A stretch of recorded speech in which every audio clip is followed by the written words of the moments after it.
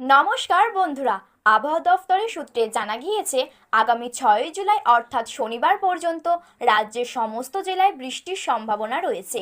কোনো কোনো জেলায় ভারী থেকে অতি ভারী বৃষ্টির সতর্কতা জারি করা হয়েছে।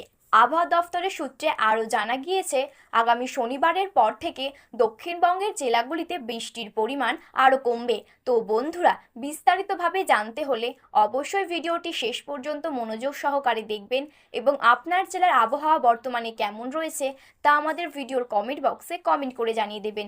আর আপনি যদি চ্যানেলটিতে নতুন দর্শক হয়ে থাকেন তাহলে চ্যানেলটি সাবস্ক্রাইব করে পাশে থাকা বেল বাটনটি অল করে রেখে দেবেন। তাহলে চলুন ভিডিওটি শুরু করা যাক। দক্ষিণবঙ্গের আবহাওয়ার খবর। আজ সকাল থেকেই দক্ষিণবঙ্গের জেলাগুলিতে মেঘলা আকাশ। কোনো কোনো জেলায় সকাল থেকে ঝিরঝিরে বৃষ্টি শুরু হয়েছে।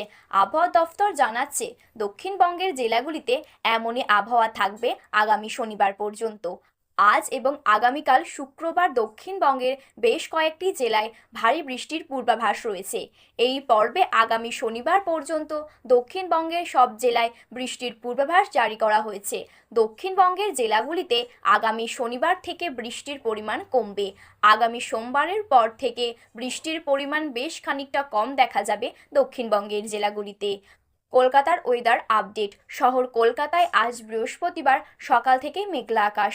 আবহাওয়া দফতর সূত্রে জানা গিয়েছে আজ বেলা বাড়লে কলকাতা শহরের বেশ কিছু অংশে বজ্রবিদ্যুৎ সহ হালকা থেকে মাঝারি বৃষ্টিপাতের সম্ভাবনা রয়েছে।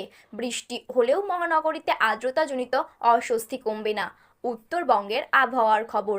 বর্ষার তুমুল বৃষ্টি চলছে উত্তরবঙ্গের জেলাগুলিতে। উত্তরবঙ্গের ওপরের দিকের 5 জেলায় ভারী থেকে অতি ভারী বৃষ্টির সতর্কতা জারি করেছে আবহাওয়া দফতর।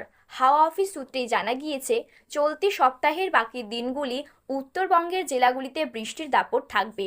সব থেকে বেশি বৃষ্টি হবে জলপাইগুড়ি, কোচবিহার এবং আলিপুরদুয়ার জেলায়।